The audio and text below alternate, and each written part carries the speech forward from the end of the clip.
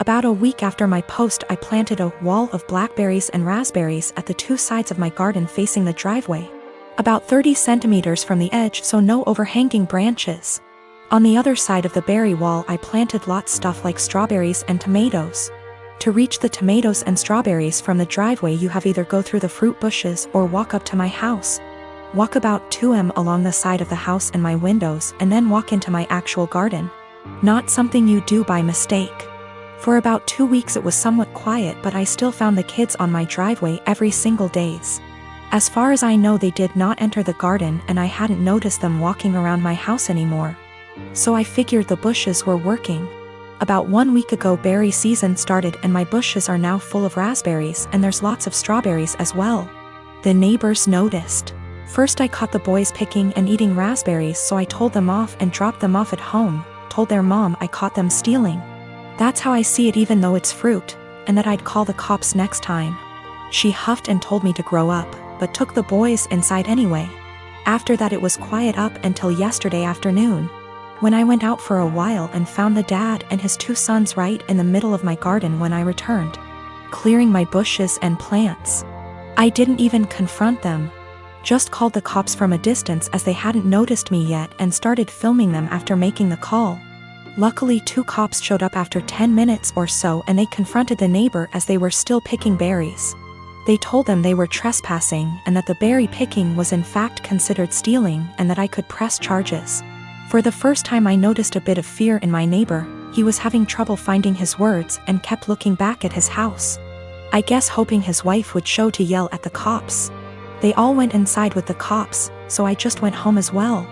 After a while the cops came by and asked me if I wanted to press charges. I asked them if they felt like they scared the neighbor enough to stay away. I got a small smile and yes, about him, but the wife had just kept shouting at them and her husband about the little. Living next door. I told them no for now, asked them if I'd be allowed to get an extra camera set up on the wall between my garden and the road, to cover the entire front garden plus driveway. They said that's allowed as long as it's on my side of the wall. So, now I'm getting an extra camera installed. One neighbor knows I'm done messing around, but his wife isn't there yet, and if I ever catch any of them again, the cops will be called and possible charges will follow. Back in November 2018, I was arrested at work in front of my boss and coworkers. It was the most humiliating thing I've ever experienced. I later learned at the police station that I was being charged with multiple felonies. This came as a huge surprise. Luckily, I was able to keep my wits and lawyer up instead of speaking with the detective. For $13,000, which completely wiped my savings, I was able to retain a criminal defense attorney. However, it cost me everything, and I was unable to pay my bond. This resulted in me staying in jail for a total of 54 days. At a status hearing, my attorney presented video evidence of me gassing up my car 3 hours away from where the crimes took place, and I ended up having all my charges dismissed. When I finally got out, I learned that I had lost my job, was in the process of being evicted, and my son was in the state's care. His mother is a heroin addict, and I haven't spoken to my own parents in nearly 15 years. They wouldn't let him go to my girlfriend because they didn't consider her family. Since my release, I've learned that I can't sue the police, and no one gives a shit that I was locked up for 54 days because the detective did poor investigation work. I've gone to the local press about this and was told that what happened to me happens quite a bit. They took down my info but never followed up. So what I did was create a website sharing my story. I also uploaded the police report and some other documents from the discovery. Literally, the only reason why I was arrested was because an eyewitness said they saw me. If the detective had done his job, he could have verified that I wasn't even in town on the day the crimes took place. This is what pisses me off the most. My life was ruined because of a lazy employee. My website is now ranked number 2 on the first page of search results when you type in my town's name. I live in a touristy town, and we attract a lot of visitors over the summer. My web traffic has more than quadrupled, and apparently it's gotten someone high up's attention. I received a cease and desist letter recently, which I showed to my attorney. He said sharing my experience online isn't illegal, and that everything I had stated was a fact or my own opinion. protecting me from a defamation lawsuit. Yesterday I received a visit from 2 officers and the detective who had arrested me. He apologized, stating mistakes can happen. They then talked to me about my website and asked if I could remove it. I said I would delete it on the condition that the detective leave his job and never do police work again. Suffice to say that isn't happening. After the visit I received, I'm more pissed off that the only reason the detective apologized to me was to get me to take down my website. I don't plan to, and the only one supporting this is my girlfriend. My friends think I'm being spiteful and have suggested that I just delete it. One of my best friends lives in a different country. We met years ago online and have talked almost daily to what is approaching a decade. We have both flown back and forth once or twice a year to see the other and hang out, and we've always been there for each other's big moments. She found out last year that she is expecting her first child, and it was amazing news for us all. I was so happy for her to start the family I know she's always wanted with her husband. She came to visit a few months into her pregnancy and asked me to be the baby's godmother. I was over the moon. While we live an 8-hour plane ride from each other, I do have a job that gives me decent vacation allowance and deals with certain airlines that makes visiting manageable.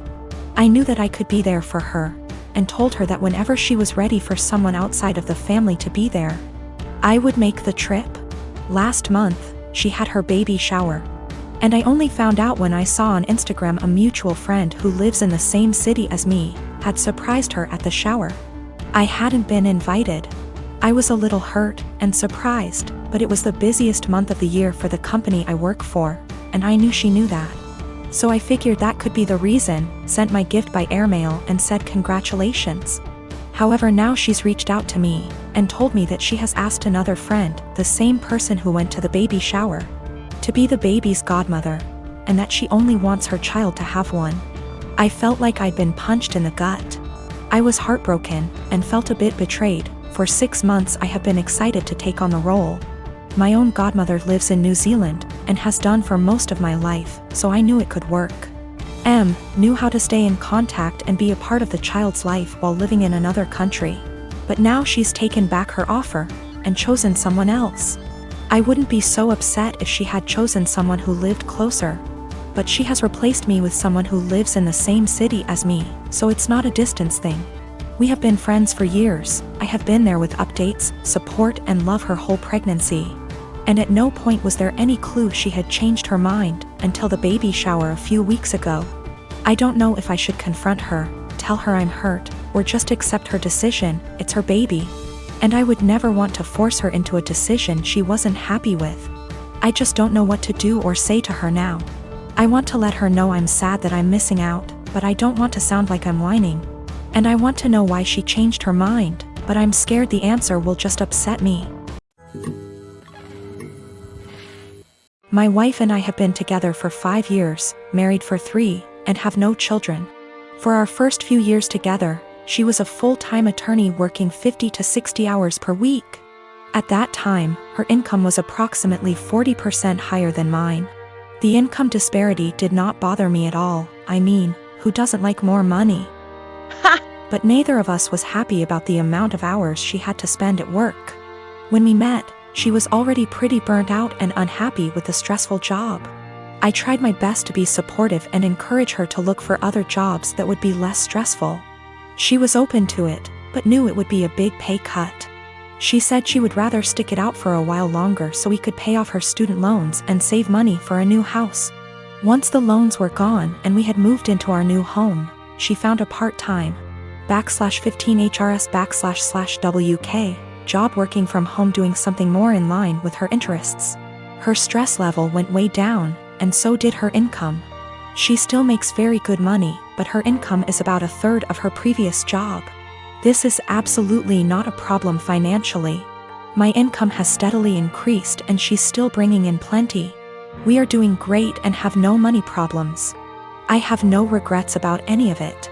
The thing is, every once in a while, she'll mention that she feels sad that she doesn't contribute because her income is so much lower than mine. I tell her this is absolutely not true. Not only does she still have great income, but she contributes in so many other ways. Since she has a very flexible work schedule, She is able to do most of the household chores, takes care of errands during the day, does a lot of the shopping, etc. She basically keeps our household running. But I think in her mind, the work she does for our household does not make up for the loss in income. She recently found out we are eligible for health insurance through one of her attorney organization memberships. She sent me the details, but it turned out that our current plan we have through my job is still a better deal. I texted her and said I looked into it, but we should stick with what we have. When I got home from work, I could tell she was feeling down. She told me she had gotten excited at the possibility that we could use something through her work, and that she would be providing something major. She was crushed when I told her we shouldn't use it. I felt terrible. While she was working at her old job, we decided we wanted to start a family.